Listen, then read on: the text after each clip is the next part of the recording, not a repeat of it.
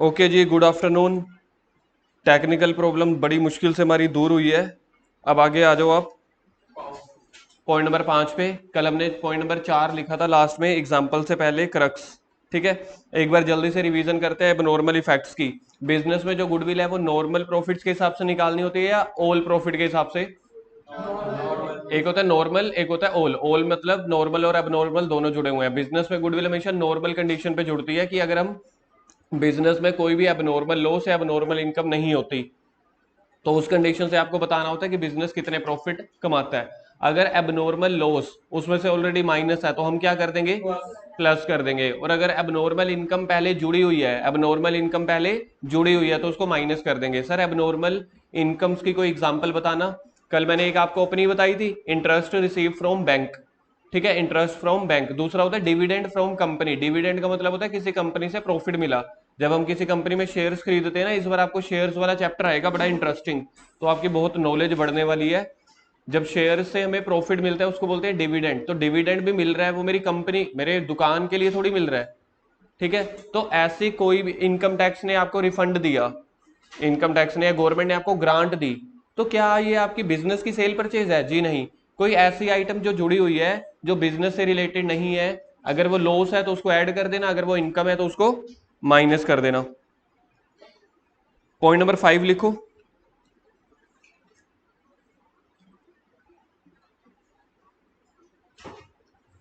मेरे हिसाब से अब जो अगले मैं 2 या 3 पॉइंट लिखवाने वाला हूं, इस पूरे चैप्टर के सबसे डिफिकल्ट पॉइंट वही है। ठीक है, डिफिकल्ट तब होते हैं जब आपको उसका रूट ना पता हो, पता ना लग रहा हो कि वो कैसे बने हैं। ठीक है, क्या क्या आइटम्स है। तो अभी मैं आपको पहले ही इतना डिटेल में करवा दूंगा, जैसे मैं आपको समझाता हूं ना, वही का वही मैंने सारा इंग्लिश में नोट डाउन करवा देना है, ताकि कल को अगर आप 1 या 2 रिवीजन लोगे आपको अपने आप याद आ जाएगा। वरना ये 2 या 3 पॉइंट लिखवा रहा हूँ, जिस बच्चे को गुडविल का चैप्टर आता है ना, ये वाले 2 पॉइंट 3 पॉइंट जो भी करवाऊंगा उसकी वजह से वो कहते हैं कि गुडविल का चैप्टर मुश्किल है। अब मैं आपको करवाऊंगा तो पूरा डिटेल में करवाऊंगा, आपको पता चल जाएगा।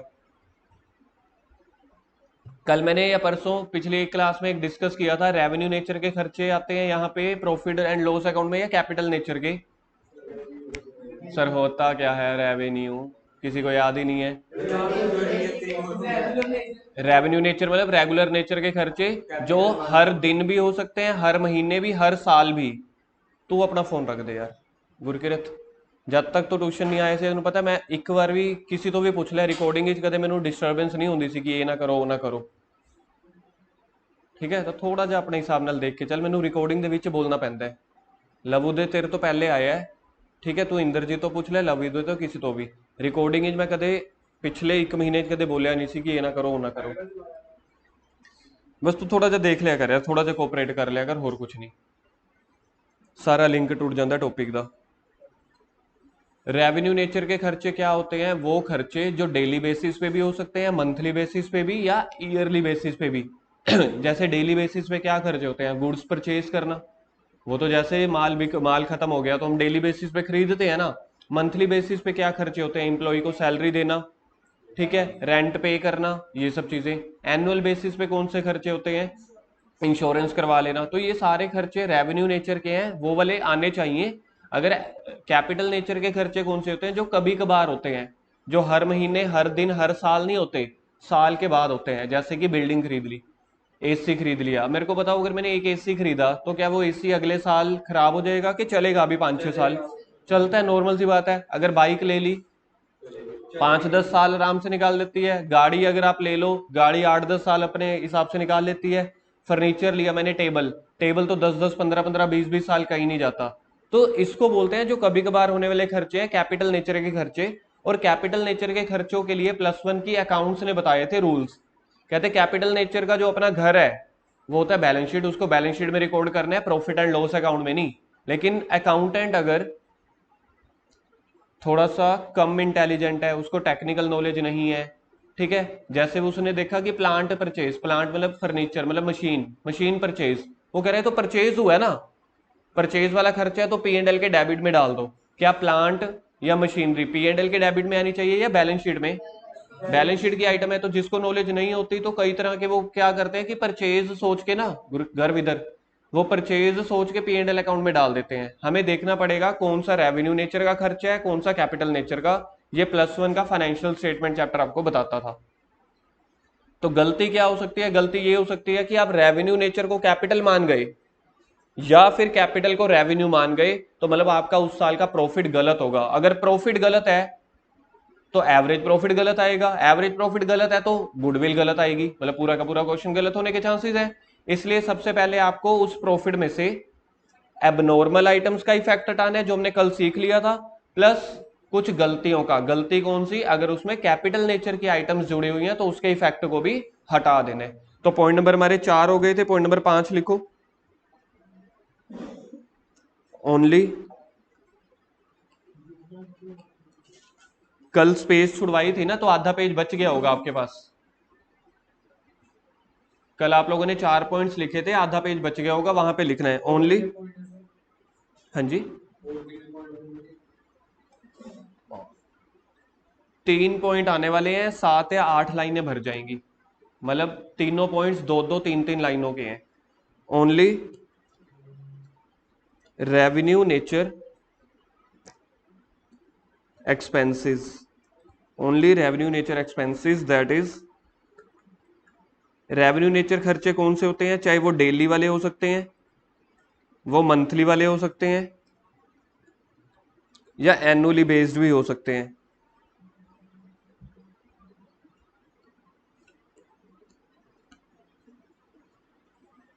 Should be deducted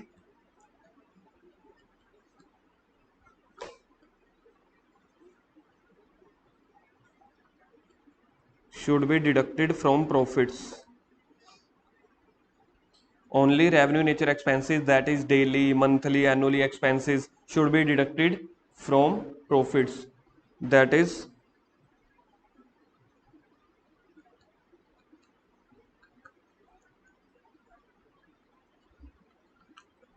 deduct only those expenses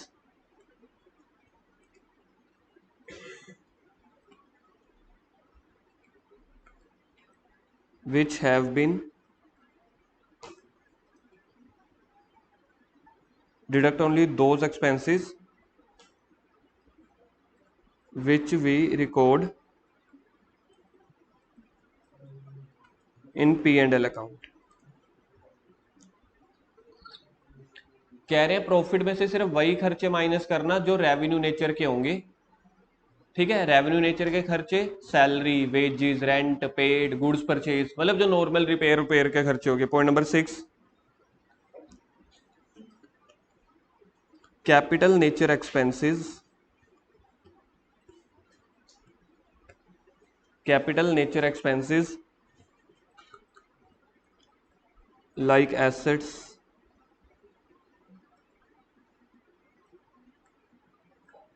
machinery, computer, कोई एक और बता दो बस, और फर्नीचर लिख देते हैं क्योंकि प्लांट और मशीनरी एक ही चीज होती है, और furniture purchased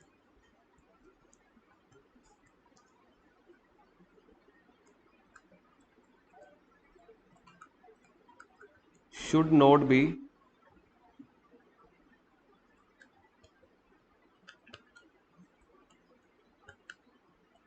not be debited or recorded in P&L account.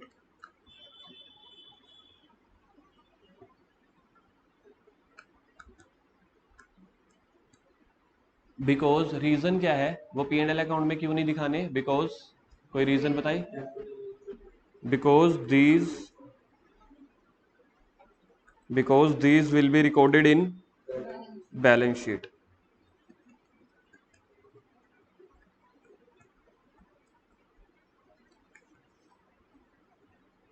In assets. पहले तो ये 2 पॉइंट पढ़ो, देखना समझ में आ गए हैं। देखा जाए तो दोनों, वैसे तो पॉइंट एक ही है, पॉइंट बहुत बड़ा ना हो जाता, पैराग्राफ ना पूरा बन जाता, इसलिए मैंने इसको 2 पॉइंट बांट दिए। सिर्फ रेवेन्यू नेचर के खर्चे माइनस करने हैं, कैपिटल नेचर के खर्चे माइनस नहीं करने। क्यों? क्योंकि कैपिटल नेचर की आइटम्स आती हैं बैलेंस शीट में, रेवेन्यू नेचर की आइटम्स आती हैं P&L अकाउंट में। 7th, but if, last point I, but if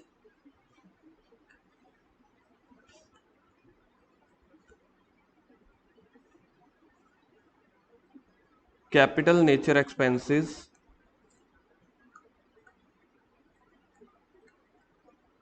were deducted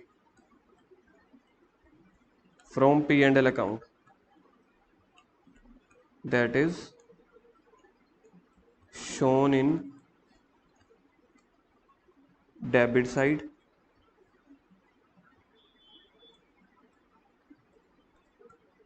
by error।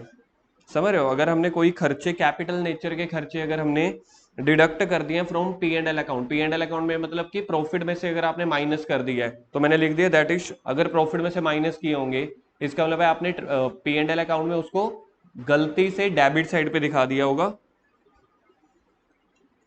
इसकी ट्रीटमेंट बता सकते हो फिर इसकी सही ट्रीटमेंट क्या होगी? देखो कैपिटल नेचर के खर्चे हैं, जैसे कि कोई एसेट खरीद ली, वो मैं पी एंड एल अकाउंट के डेबिट में से दिखा चुका हूं, मतलब प्रॉफिट में से माइनस कर चुका हूं। तो उसमें मेरे को क्या करना पड़ेगा? प्लस करना पड़ेगा, बस खत्म। देन हाँ, उसको बैलेंस शीट में दिखाना पड़ेगा। Then that expense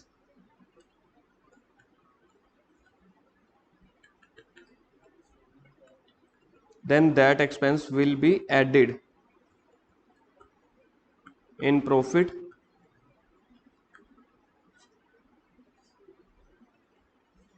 and only its depreciation will be deducted। देखो डेप्रिसिएशन तो हर साल होने वाला खर्चा है ना, तो हमने माइनस तो डेप्रिसिएशन करनी थी, क्योंकि डेप्रिसिएशन रेवेन्यू नेचर का खर्चा होता है, हमने गलती से कैपिटल नेचर का खर्चा माइनस कर दिया। Only it's depreciation will be deducted from the profits.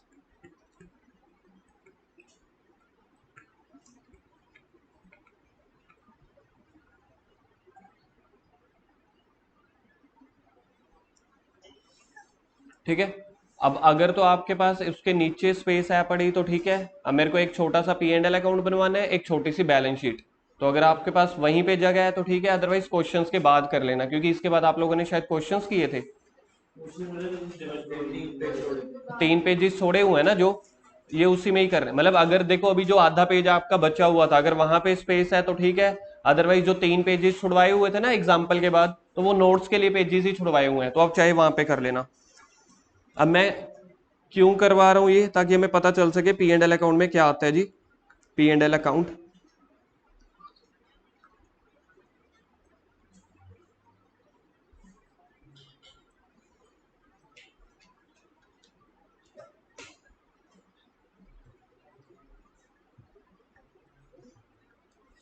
P and L account का पहले तो डेबिट और क्रेडिट लिखो। खर्चे बताना किस तरफ रिकॉर्ड करने होंगे?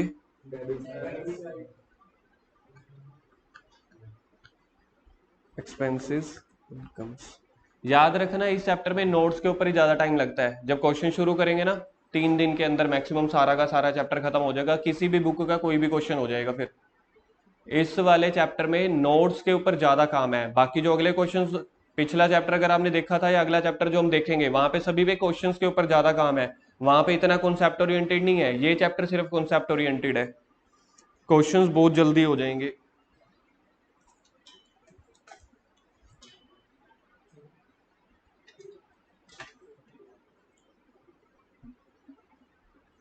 ठीक है जी, लिखो बाय सेल्स और,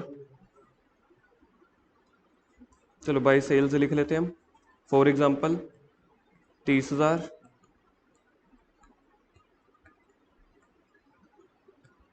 बाय इंटरेस्ट फ्रॉम बैंक 5,000। क्या बैंक से मिलने वाला इंटरेस्ट मेरे को दुकानदारी के बदले में मिल रहा है? क्या ये मेरा कस्टमर है कि ये मेरी इन्वेस्टमेंट के ऊपर है? अब नॉर्मल है, मतलब ये कभी कभार होने वाला है, ये बिजनेस से रिलेटेड नहीं है।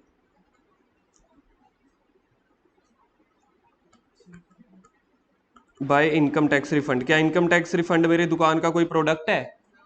गवर्नमेंट ने पैसा ज्यादा काट लिया होगा मेरे इनकम टैक्स का, तो मुझे वापस कर रहे हैं, समझ लो 2500 रुपये। इधर क्या लिखेंगे? टू ऑल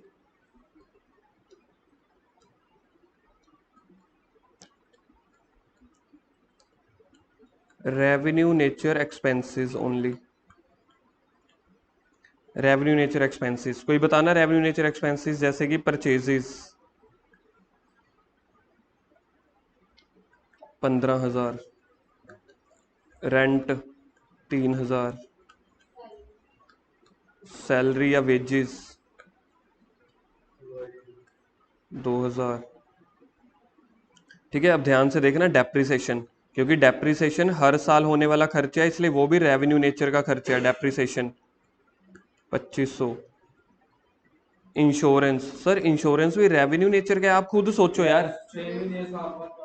जो खर्चे हर साल बाद या उससे कम पीरियड के लिए होते हैं वो रेवेन्यू नेचर के होते हैं। तो इंश्योरेंस हमें हर साल करवाना पड़ता है, तो जो हर साल है वो कौन सा खर्चा हुआ? रेवेन्यू। ठीक है नहीं तो जीएसटी को छोड़ अभी।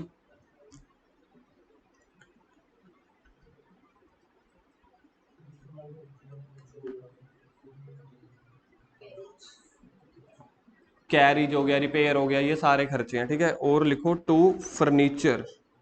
क्या फर्नीचर यहाँ पे आना चाहिए था? सोच के देखना, फर्नीचर की सिर्फ डेप्रिसिएशन यहाँ पे आएगी, समझ रहे हो? क्योंकि डेप्रिसिएशन हर साल लगती है।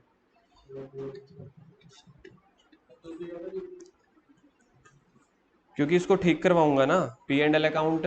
देखो जो अकाउंटेंट बना रहा है ना, ठीक है, मेरे को तो इसको ठीक करवाना है आप लोगों को, क्योंकि मेरे को आपको ये दिखाना है कि रेवेन्यू नेचर के खर्चे आते हैं। अगर मैं आपको पी एंड एल अकाउंट नहीं बनवाता, इसका मतलब मैं सीधा सीधा याद करवा रहा हूँ यार, ये कर लेना वो कर लेना। यहाँ पी एंड एल अकाउंट बना के आपको सामने पता चल जाएगा कि अच्छा ये चीज है। फर्नीचर हो गया, बस ये एक और लिख लो, टू मेजर रिपेयर।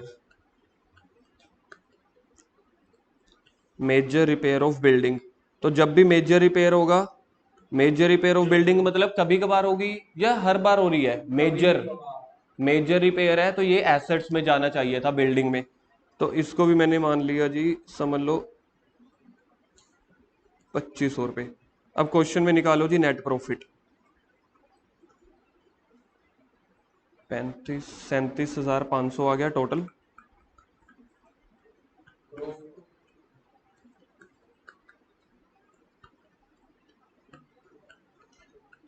बताना क्या ग्रोस प्रॉफिट भी निकलेगा या सिर्फ नेट प्रॉफिट निकालते हैं?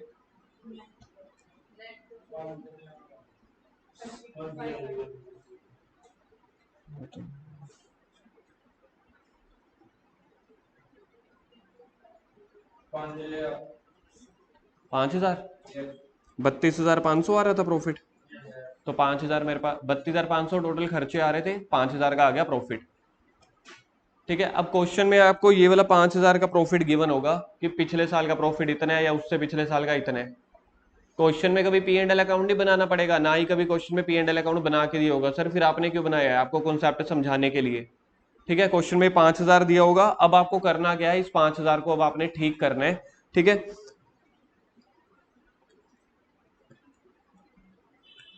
लिखो calculation of correct profit, calculation of correct profit. तो सबसे पहले देखो जी, प्रॉफिट गिवन कितना है अब आपको तो ये 5,000 ही दिया होता है क्वेश्चन में। अब इसमें क्या क्या ऐड है और क्या क्या माइनस है जो एबनॉर्मल वाला, पहले इनकम वाली साइड पे देख लो। क्या 30,000 पे आने चाहिए थे? प्रॉफिट में आने चाहिए, क्योंकि बिजनेस की सेल है। कौन से एबनॉर्मल खर्चे हैं? और इनकम टैक्स रिफंड दोनों एबनॉर्मल है। ये मेरे प्रॉफिट में ऐड हो रखे हैं कि माइनस हो रखे हैं? खुद देख लो, खुद देख लो। 30,000 में ये दोनों ऐड किए थे, तभी तो 37,500 आया था। तो ये हमारे प्रॉफिट में ऑलरेडी एडिड है, लेकिन है तो एबनॉर्मल। गुडविल हमेशा नॉर्मल निकलती है कि एबनॉर्मल भी? नॉर्मल। तो ये वाले जो खर्चे ऐड है इनको माइनस कर दो, लिख दो लेस एबनॉर्मल गेन।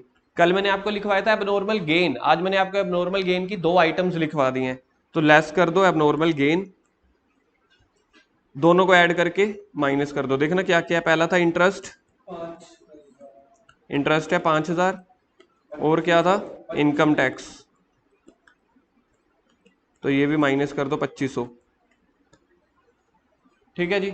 अब देखो एक्सपेंडिचर वाली साइड पे क्या कोई ऐसे एक्सपेंसेस हमने माइनस कर दिए हैं जो थे तो बैलेंस शीट आइटम के, हमने पी एंड एल में से माइनस कर दिए? सबसे पहले टोटल इनकम कितनी थी बिजनेस की? 37,500। तो 37,500 में से पहले मेरे को बताते चले जाओ परचेजेस, ये माइनस करना होता है। करना होता है क्यों? क्योंकि ये बिजनेस के खर्चे हैं। जो बिजनेस के खर्चे हैं ना नॉर्मल, वही माइनस करने हैं। क्या रेंट बिजनेस का खर्चा होता है? मतलब दुकान का रेंट है तो माइनस करना है, बिल्कुल करेंगे। सैलरी डेप्रिसिएशन, इंश्योरेंस, क्योंकि ये बिजनेस के खर्चे हैं। फर्नीचर माइनस करना था, लेकिन हमने तो कर दिया ना 5,000 तक पहुंचते हुए, हमने प्रॉफिट में से माइनस कर दिया है। 5,000 तक पहुंचते हुए हमने ये माइनस किया था, तभी तो 5,000 आया था, जबकि ये बैलेंस शीट की आइटम है। तो इसको ऐड कर दो।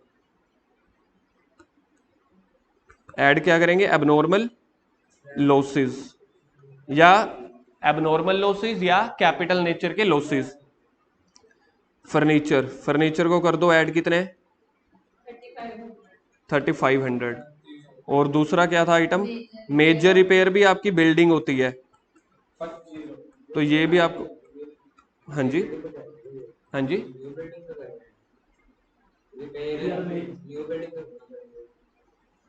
मेजर रिपेयर चाहे न्यू बिल्डिंग पे हो चाहे ओल्ड बिल्डिंग पे, मेजर रिपेयर को एक्सपेंसेस नहीं बोलते, उसको कैपिटल नेचर के एक्सपेंसेस बोलते हैं, मतलब बैलेंस शीट में। मेजर रिपेयर का मतलब होता है कि आपने मतलब रिकंस्ट्रक्शन कंस्ट्रक्शन करवानी शुरू कर दी, अब आपके 15 लाख रुपए लग गए, और रिपेयर की थोड़ी होंगे 15 लाख रुपए, इसलिए इसको माइनस किया है। अब मैंने क्या किया? फर्नीचर को दोबारा से ऐड बैक कर दिया है।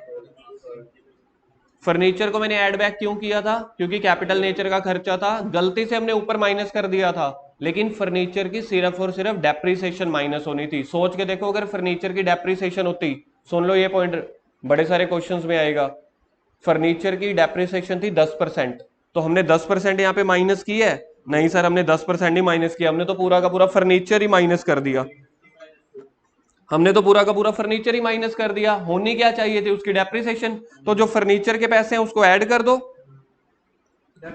जो डेप्रिसिएशन ऑन फर्नीचर है वो माइनस कर दो।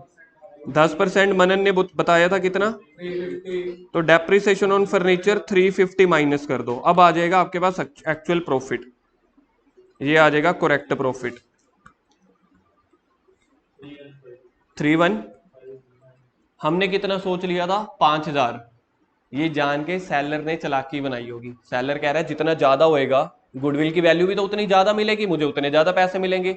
बायर कहता मैं अपने सीए को दिखाऊंगा, तो बायर के सीए ने देखा, तो उन्होंने क्या देखा कि नॉर्मल होना चाहिए और रेवेन्यू नेचर का होना चाहिए, तो उसने टोटल प्रॉफिट के जो 5,000 गिवन था उसमें से एबनॉर्मल आइटम्स का इफेक्ट को हटा दिया और उसमें कैपिटल नेचर के इफेक्ट को हटा दिया।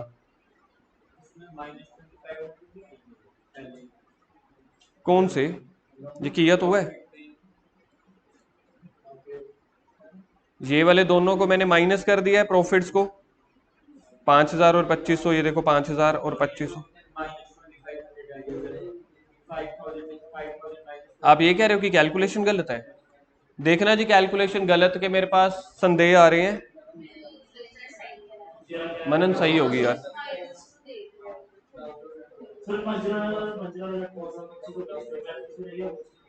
हाँ, 3,150 बच गया। आगे बनाओ बैलेंस शीट, इसी क्वेश्चन की अब आगे बनाओ बैलेंस शीट। अब मेरे को बताओ बैलेंस शीट में क्या क्या आइटम्स आनी चाहिए। बैलेंस शीट में पहले एसेट्स आते हैं या पहले लाइबिलिटीज? एसेट्स। हमने कौन सी एसेट्स बिजनेस में खरीदी थी अभी? फर्नीचर और मेजर रिपेयर ना। मेजर रिपेयर और बिल्डिंग मतलब बिल्डिंग हो गया, तो इन्होंने भाई साहब ने दिखाया ही नहीं था, हम दिखा देंगे। फर्नीचर कितने का था? फर्नीचर टोटल 3,500, लेकिन उसमें से 350 डेप्रिसिएशन, ये गलती करी थी उसने।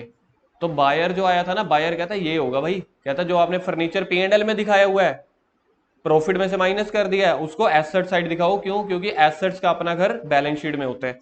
और क्या आएगा? बिल्डिंग की मेजर रिपेयर, बिल्डिंग की मेजर रिपेयर को बिल्डिंग बोलते हैं। सर अगर नॉर्मल रिपेयर होती तो P&L अकाउंट में आएगी, क्योंकि वो तो डेली बेसिस की रिपेयर हो जाती है, महीने 2 महीने बाद। मेजर रिपेयर मतलब कभी कभार होने वाली। कितनी थी बिल्डिंग की वैल्यू?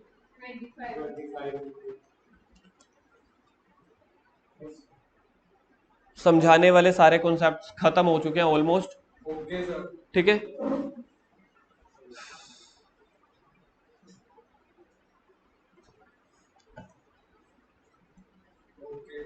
ओके जी, bye bye for notes and welcome for questions. Note कर लिया था पिछला? अब आएंगे हम क्वेश्चंस पे, मजेदार।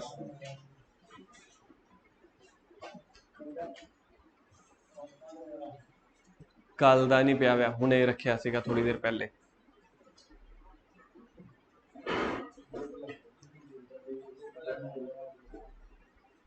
क्वेश्चन नंबर करेंगे जी हम 10th।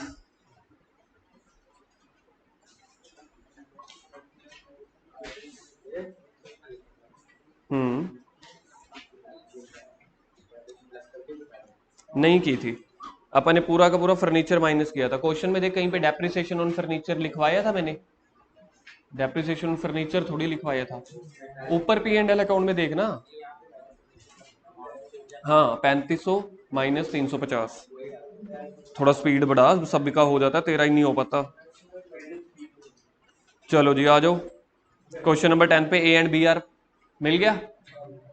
A and B are partners sharing profit and losses, profit and losses in the ration of, an को काट देना भाई, in the ratio of 3:2। They agree to take C, C partnership में आ रहा है। क्या पार्टनरशिप में कोई बंदे की एडमिशन हो रही हो, गुडविल निकालनी पड़ती है? कौन कौन से 6 केसेस से? पहला सर हम भूल गए, हमें थोड़ी ना याद होगा कल का। पहला सेल ऑफ बिजनेस, दूसरा एडमिशन, तीसरा, चौथा, पांचवा change in profit sharing ratio, और last amalgamation of two partnership firm. In cases में गुडविल की वैल्यू निकालनी पड़ती है। गुडविल की वैल्यू टोटल निकालेंगे कि पार्टनर के हिसाब से? नलायकों, गुडविल की वैल्यू पूरे बिजनेस की निकलती है, उसके बाद उसका शेयर मल्टीप्लाई करते हैं जो भी होगा। They agree to take C in the partnership for 1/3 share. For this purpose goodwill is to be value 2 years purchase of average profit of last 4 year। कितने से डिवाइड करेंगे, कितने से मल्टीप्लाई? 4 से डिवाइड, 2 से मल्टीप्लाई। पहले साल का प्रॉफिट 1 लाख, दूसरे साल का 1 लाख, तीसरे साल का 1,50,000, चौथे साल का प्रॉफिट कितना है? कितना? ब्रैकेट में दिया हुआ है तो लॉस है। अब आगे पढ़ो जी, पॉइंट नंबर 1 एडजस्टमेंट्स ऑन 1/4/2020। अब किसी को पता ही नहीं चलेगा ये साल कौन सा है, 2020 कौन सा फाइनेंशियल ईयर है? 2019। देखा, मैंने कहा था ना,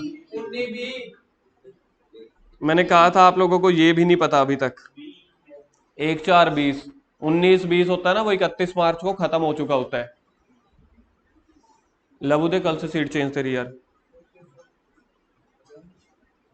बेचारा सारे सही जवाब देंदा सीगा, बेचारा घट ही हसदा सीगा।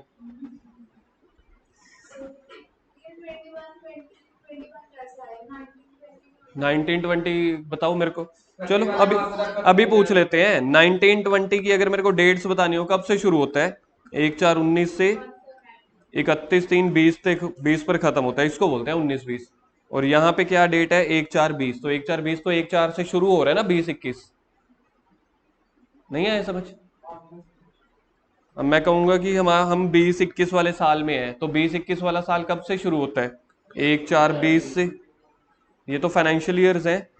अब पढ़ो जी पहली एडजस्टमेंट ऑन 1/4/20 यानी कि 20-21। क्योंकि अगर आपने यहाँ पे गड़बड़ कर दी ना, अगर आप लोगों ने यहाँ पे गड़बड़ कर दी तो आप अपनी ट्रीटमेंट को 19-20 में दिखा दोगे, जबकि है वो 20-21 की, तो उस साल का प्रॉफिट ही गलत आ जाएगा। तो इसलिए सबसे पहले, अब मतलब कहने का मतलब ये तो मेरे समझाने लायक वाली चीजें भी नहीं है, एक बार अब मैंने मेंशन कर दी, अब इसको ध्यान में रखना।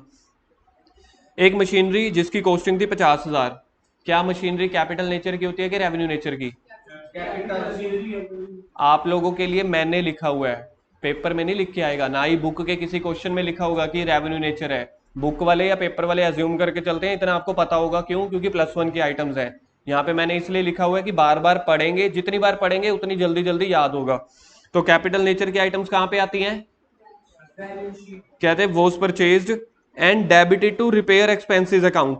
हमने मशीन खरीदी, हमने गलती से उसको रिपेयर बना दिया, रिपेयर होगा तो हमने P&L में दिखा दिया होगा, P&L के डेबिट में दिखाया होगा, प्लस नहीं कर दिया होगा यार। अच्छा कर देंगे, हाँ पहले तो, हाँ ऐसे डराया मत कर। मैं मतलब 4 दिन के चैप्टर को 4 दिन की पहले नोट्स में लिखवा दिया, उसके बाद भी अगर ऐसे आंसर मिलते हैं ना। हाँ हमने क्या किया होगा, इसको debited to repair expense account, मतलब हमने उसको P&L अकाउंट में एज अ खर्चा दिखा दिया होगा, तो एज अ खर्चा दिखाया होगा, प्रॉफिट निकालते हुए तो उसको माइनस कर दिया होगा ना, all incomes minus all expenses, तो हमने इसको माइनस कर दिया होगा प्रॉफिट एंड लॉस अकाउंट में। अब ठीक करने के लिए इसको क्या कर देंगे? ऐड। लेकिन बदले में क्या माइनस करेंगे? इसकी डेप्रिसिएशन। कितने %? 20%। क्या आपको ये पॉइंट समझ में आ गया सबको? पिछले 20 मिनट से यही पॉइंट ही चल रहा था। पॉइंट नंबर 2, इंश्योरेंस प्रीमियम ये रेवेन्यू नेचर का है या कैपिटल नेचर का? अभी लिखवाया था रेवेन्यू नेचर का। क्यों? क्योंकि हर साल होना है, जो खर्चे हर साल हर महीने होते हैं रेवेन्यू नेचर के। कहते रेवेन्यू नेचर का खर्चा है 10,000 रुपए पर एनम इंश्योरेंस का, which has been charge to revenue. Revenue का मतलब पी एंड एल अकाउंट। कहते पी एंड एल का खर्चा है, पी एंड एल अकाउंट में दिखा दिया, क्या फिर भी इसके साथ मैं कोई छेड़छाड़ करूं? मतलब आपको कंफ्यूज करने के लिए यहां पे ये पॉइंट भी बन सकता है। कह रहे हैं रेवेन्यू नेचर का खर्चा था इंश्योरेंस, रेवेन्यू नेचर यानी पी एंड एल अकाउंट में ही दिखा दिया। अरे भाई पी एंड एल का खर्चा था, पी एंड एल में ही तो दिखाना है। तो मतलब ये क्वेश्चन की एडजस्टमेंट जो दी हुई है आपको कंफ्यूज करने के लिए कि आप ऐड या लेस कुछ तो कर ही देना, जरूरी नहीं है कुछ होगा। ब्रैकेट में लिखा हुआ है already shown in P and L account, paper में नहीं लिखा आएगा, आपकी बुक के किसी क्वेश्चन में नहीं लिखा होगा। आगे calculate the value of goodwill with average profit method with weighted average. इसी के साथ वेटेड एवरेज का हमने एक क्वेश्चन तो किया था पिछली से पिछली क्लास में, आज ये वाला भी शुरू हो जाएगा। अब सबसे पहले मेरे को ट्रू प्रॉफिट निकालना है, ठीक है। बनाओ जी कैलकुलेशन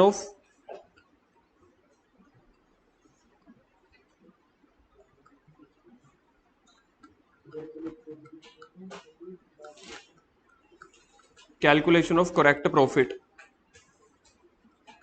फॉर्मेट मैंने आप लोगों को ऑलरेडी बनवाया हुआ है।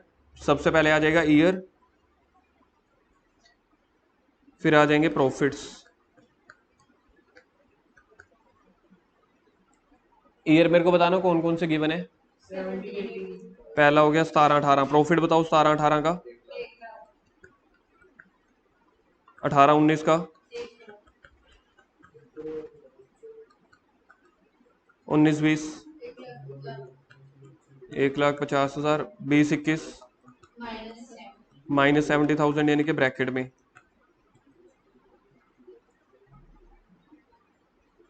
अभी एक इसकी मैं प्रेजेंटेशन ये दिखा रहा हूँ, एक दूसरी प्रेजेंटेशन भी दिखाऊंगा, मर्जी होती है, कोई फॉर्मेट नहीं है। बैलेंस शीट का फॉर्मेट होता है, पी&एल का फॉर्मेट होता है, किसी टेबल का किसी स्टेटमेंट का फॉर्मेट नहीं होता। एक दूसरा फॉर्मेट भी अभी दिखाऊंगा आप लोगों को, तो जो आपको ठीक लगता है वो कर लेना। अब पहली गलती देखना, फर्स्ट पॉइंट पे आना, क्या थी? पहले तो मेरे को ये देखना पड़ेगा कौन से साल की गलती है, 1/4/20, 20-21 की। अगर मैं यहाँ पे ही फेल हो गया ना पहले शब्द पे, मतलब आपका प्रॉफिट ही गलत हो जाएगा, ठीक है। कह रहे 50,000 की है जो आपने पी एंड एल अकाउंट में दिखा दी थी, पी एंड एल अकाउंट में दिखाते हुए मतलब आपने माइनस कर दिया था, तो अब हम क्या करेंगे, ऐड कर देंगे। कौन से साल में?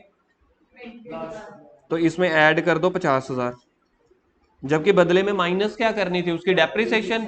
तो हमने क्या सर ऐसा हो सकता है? देखो आज नहीं, लेकिन 2-3 दिनों में जब आपकी क्वेश्चंस के ऊपर कमांड आ जाएगी ना, तो आपके ऊपर ना आपके पास एक डाउट निकलेगा, क्या सर ऐसा हो सकता है कि हमने 50,000 भी पी एंड एल अकाउंट में दिखा दिया, उसकी डेप्रिसिएशन भी? जी नहीं, आपने कोई एक ही चीज दिखाई होती है। तो इसने पूरा का पूरा 50,000 ही माइनस कर दिया, बात खत्म। तो उसको ठीक करने के लिए 50,000 ऐड कर देंगे, बदले में क्या माइनस करना है, उसकी डेप्रिसिएशन। 50,000 का 10%,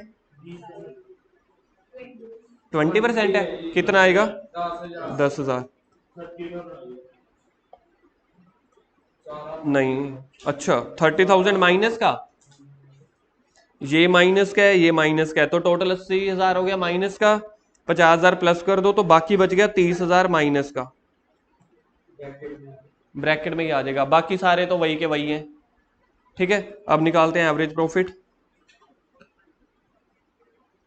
1 लाख प्लस 1 लाख 2 लाख, 3,50,000, 3,80,000 के 3,20,000 डिवाइडेड बाई 4,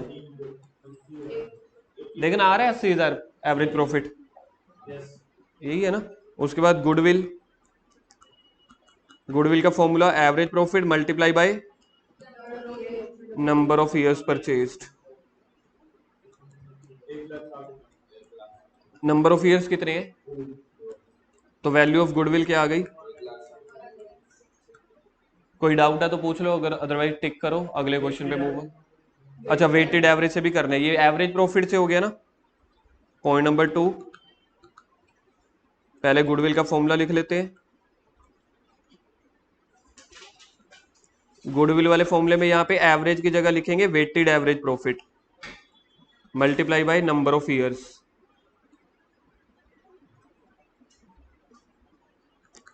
सबसे पहले लिख लो फिर से प्रॉफिट्स, पहले आया था 1 लाख, दूसरा भी शायद 1 लाख था, तीसरा 1,50,000, चौथा हमारा क्या बना था करेक्ट प्रॉफिट? 70,000 नहीं लेना अब, एक्चुअल जो अपने सही प्रॉफिट निकाला है 30,000। याद है प्रॉफिट्स के बाद क्या बनता था इसमें? इसमें बनते थे वेट्स। वेट कैसे कैसे देते हैं? 1 2 3 4, और टोटल वेट देखना, टोटल कितना बन रहा है इसका? 10। वेट के बाद बनता था प्रोडक्ट, वेट के बाद बनता है प्रोडक्ट। प्रोडक्ट का फॉर्मूला लिखो, प्रॉफिट इनटू वेट्स। प्रोडक्ट का फॉर्मूला होता है प्रॉफिट मल्टीप्लाई बाय वेट्स। पहले का मैं बता देता हूं, मुश्किल वाला 1 लाख। अरे डबल थोड़ी करना है, गिनती बोल रहे हो क्या? अच्छा, मुझे लगा शायद बह गए। 1 लाख, 2 लाख सर, 3 लाख,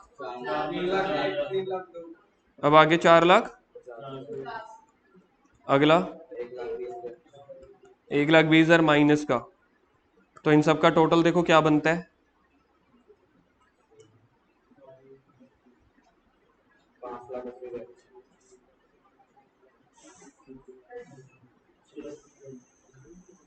प्लस करके 7.5 लाख बन रहा है ना, 6,30,000। डिम्पल क्या हो गया तेरी कैलकुलेशन को? 6,30,000 बन रहा है ना, ठीक है ये। इसके बाद अब हमें निकालना पड़ेगा weighted average profit. Weighted average profit, total product divided by total wait.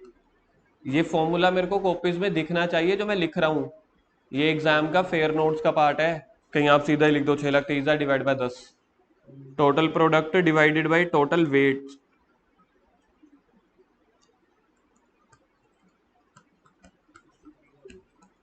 $63,000। Goodwill निकालो। याद है ये प्रॉफिट निकला, वेटेड एवरेज प्रॉफिट। गुडविल कैसे निकलेगा? 63,000 मल्टीप्लाई बाई 2, देखना कितना होता है? 1,26,000। एवरेज प्रॉफिट में गुडविल कितनी निकली थी? 1,60,000। तो मतलब ये कभी भी एज्यूम मत, पहले ही दिन 10 से सीखा कि गुडविल तो हर मेथड से अलग ही निकलेगी, क्योंकि एस्टिमेशन है।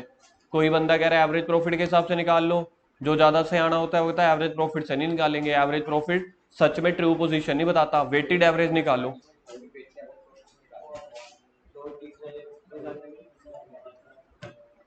पहले इधर देखना, एक डिंपल का डाउट आया, कहते अगर एवरेज प्रॉफिट से निकालना ही ना होता, अगर एवरेज प्रॉफिट से निकालना ही ना होता, सिर्फ वेटेड एवरेज से निकालना होता, तो 70,000 लेते कि 30,000 लेते? 30,000 ही लेते। तब आप पता है क्या कर सकते थे? तब यहां पे ही अगला वेट का कॉलम बना देते, अगला प्रोडक्ट का, बात खत्म। चीज समझ में आई? अगर क्वेश्चन में एवरेज प्रॉफिट ना होता तो पहला ईयर का कॉलम बन जाता, दूसरा प्रॉफिट का, बाकी सारे प्रॉफिट तो वही है। यहां पे वेट बना लेते तीसरा कॉलम, चौथा कॉलम प्रोडक्ट का बना लेते। मतलब करना हमने वो वही है जो ट्रू है। अगला क्वेश्चन, यार इसके आंसर मैच करना पीछे से।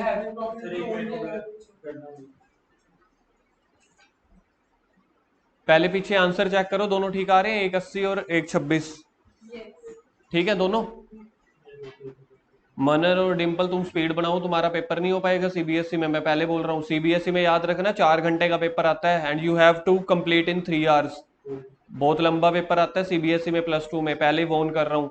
ये पिछला जो था ना अटेम्प्ट, वो तो वरदान था, जो 40-40 नंबर के आए।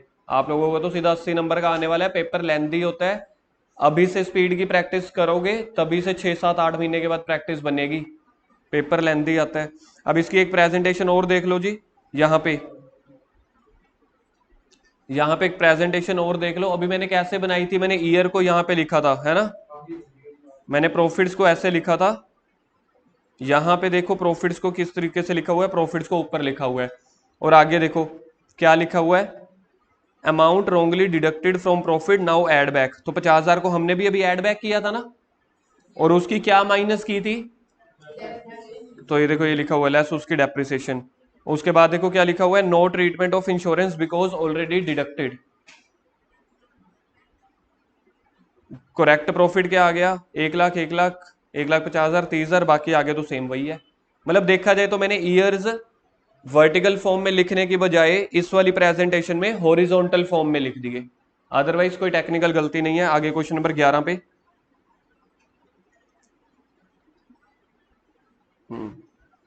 क्वेश्चन नंबर 11 में हम अब इस हिसाब से करेंगे, प्रॉफिट ऐसे लेंगे, क्योंकि मैं आपको एक ही चीज में बांधना नहीं चाहता। बुक वाले हाँ जी, स्कूल में भी वही है। चलो, A and B are partners sharing profit in the ratio of 3:2। C आ गया, they value 2.5 lakh on the purchase of last. ठीक है जी, ओके। क्वेश्चन देखो सेम सा नहीं लग रहा? अब ध्यान से देखना, अब यहाँ पे एक WDV मेथड से, और क्या है, पहला पैराग्राफ बिल्कुल सेम है जी। पहले पैराग्राफ में एक ये चेंज है, 2.5 ईयर्स परचेज है। पहला शब्द देखना क्या लिखा हुआ है, ऑन 1/4, यानी कि ईयर भी चेंज हो गया। पिछले क्वेश्चन में क्या था, 1/4/20 था, यहाँ पे 1/4/19। अरे अभी आप जादू देखना है इसका, जादू देखना है इस क्वेश्चन का। ये साल कौन सा हुआ, 1920। ये पता चल गया 1920 क्या है। अभी आपको पता चल जाएगा मैं क्या समझाना चाहता हूँ। Machinery costing 50,000, capital nature purchase and debited to revenue, revenue nature था ऑन विच डेप्ट। ठीक है जी, क्वेश्चन बाकी सेम है, सिर्फ डेट चेंज हुई है और यहाँ पे एक ये ऐड हुआ है, जिसको दो ही चीजें मैंने अंडरलाइन की है, वही चेंज है सिर्फ। एक तो पहले 1/4/20 था, अब 1/4/19 है, और 20% WDV के हिसाब से लगानी है। आगे इंश्योरेंस प्रीमियम का पॉइंट सेम है, गुडविल सेम है। ठीक है, अब देखो यार, इस क्वेश्चन को ना मेरे हिसाब से तो ऐसे प्रॉफिट दिखाओगे ना। चलो आज आपकी मान लेता हूं, कल से ये उम्मीद मत रखना कि आपका जोर चलेगा, मेरा जोर चलेगा। मुझे पता है कहाँ पे समझाना है। आज मैं पूछ रहा हूं तो आज मैं मान भी रहा हूं, कोई बात नहीं। ठीक है, हमें हर चीज के लिए तैयार रहना है। कई बार अगर पेपर में डेप्रिसिएशन, यहाँ पे ना डेप्रिसिएशन अब एक्चुअली 2 सालों की निकलेगी, इसलिए वहां पे दिक्कत आ जाएगी। किसी क्वेश्चन में 4 साल की आ गई तो बस फिर तो हॉरिजॉन्टली पूरा ही नहीं हो पाएगा। चलो, calculation of correct profit, calculation of correct profit. Year बताओ, पहला साल कौन सा है हमारा, क्वेश्चन में देख के बोलना। वही वाला जैसे पहले था, 17।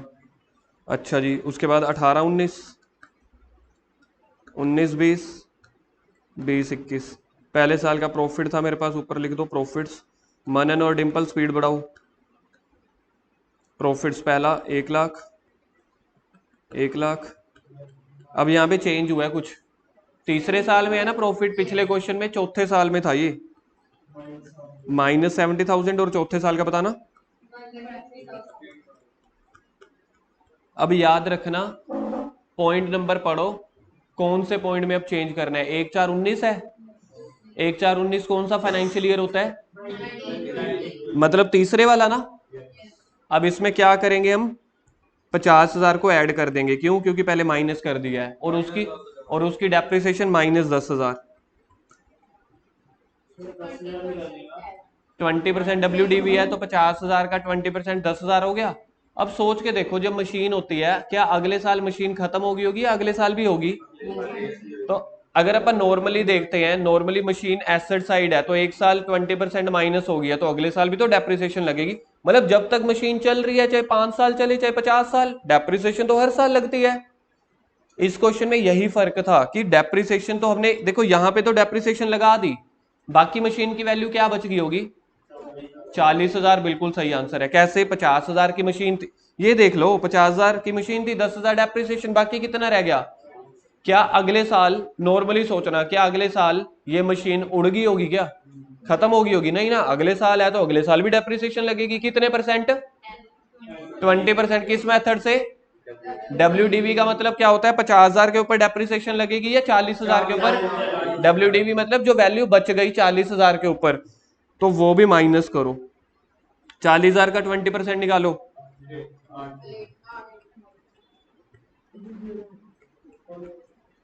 Depreciation on second year. Sir question में तो नहीं दिया हुआ कि डेप्रिसिएशन लगानी है, लेकिन एक समझदार बंदे को पता होएगा कि अगर मशीन मैंने पहले साल ली है तो अगले साल भी होगी, उससे अगले साल भी, उससे अगले साल भी। ये आपकी एक रीजनेबल एजम्पशन है। Yes, this is the point I want to explain, कि जिस साल में गलती हुई है ना उसके बाद जितने भी साल बच गए हो वो डेप्रिसिएशन आपको अपने आप माइनस करनी है। क्वेश्चन नहीं बोलेगा कभी, क्वेश्चन ये कहता है कि आपको पता ही होगा कि डेप्रिसिएशन है तो हर साल लगेगी जब तक मशीन है। तो ये आएगा प्रॉफिट, पहले का 1,00,000, दूसरे का 1,00,000, तीसरे का बोलना 30,000 माइनस का है ना, चौथे का बोलो। सर अगर यहाँ पे डेप्रिसिएशन दूसरा मेथड होता, मेरा नाम नहीं याद हो रहा क्या होता था, स्ट्रेट लाइन मेथड होता था दूसरा। अगर by chance straight line method होता तो डेप्रिसिएशन कितनी लगती, फिर 50,000 के ऊपर लगती, वही की वही 10,000, हर साल 10,000। हाँ जी मनन, क्यों कंफ्यूज? अगर एसएलएम होता तो हर साल 10,000 लगती। निकालो इसका टोटल निकालो।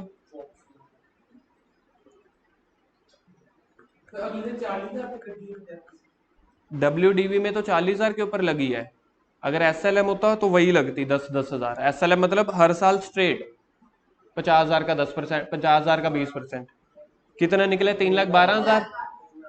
इस क्वेश्चन को दोनों मेथड से करना है ना, स्पेस है आपके पास, यहीं पे बना दो वेट। यही मैं पिछले क्वेश्चन में कह रहा था, वेट भी यहीं पे बना देंगे। नहीं है तो अगले पेज पे बना देना।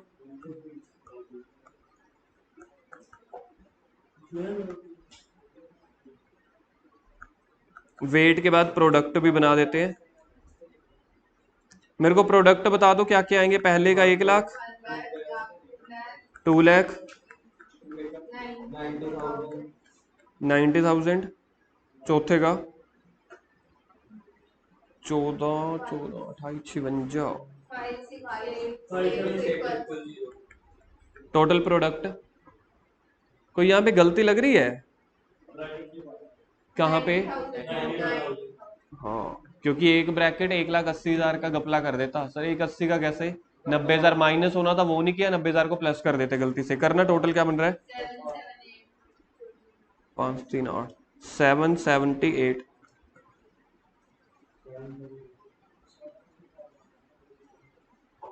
ठीक है जी।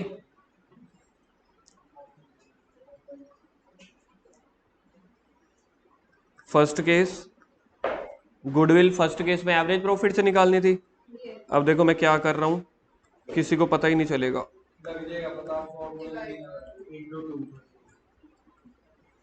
क्या आपको ये समझ में आ गया मैंने क्या किया? क्या बात है, इतने बढ़िया बढ़िया अकाउंटेंट बैठे हैं मेरे सामने, मैं वही डांटता रहता हूँ, शक करता रहता हूँ ना। भी आंसर बताओ फिर।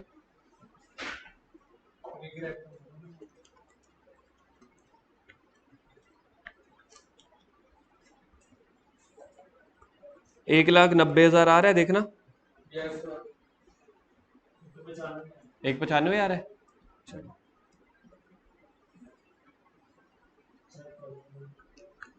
अगला गुडविल आएगा किस मेथड से? ओ तू बोल रहा यार, तेरे ते आप शक कर सकते हैं। अगला मेथड कौन सा है? WDV नहीं है, कहता WDV, weighted average. WDV weighted average से देख, वेटेड एवरेज से देखना मैं क्या गलती कर रहा हूं। क्या गलती है या ठीक है? 4 की जगह 10 आने। क्यों 10 आने?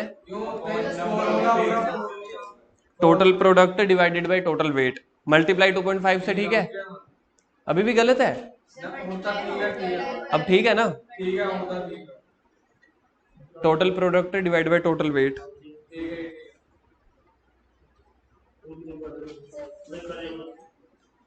है अभी भी कुछ गलती? ठीक है ना? ओए होए 1,94,000, लगभग सेम पहुंच गए। देखना आ रहा है 194 आ रहा है? दिखाई क्या भी निकाल लिया, मैंने भी दिखा। दिमाग गलत बोल रहे हैं। पीछे ना देखो, पीछे आंसर गलत भी हो सकते हैं। तू दिखाई किमें करे 1,94,000? 194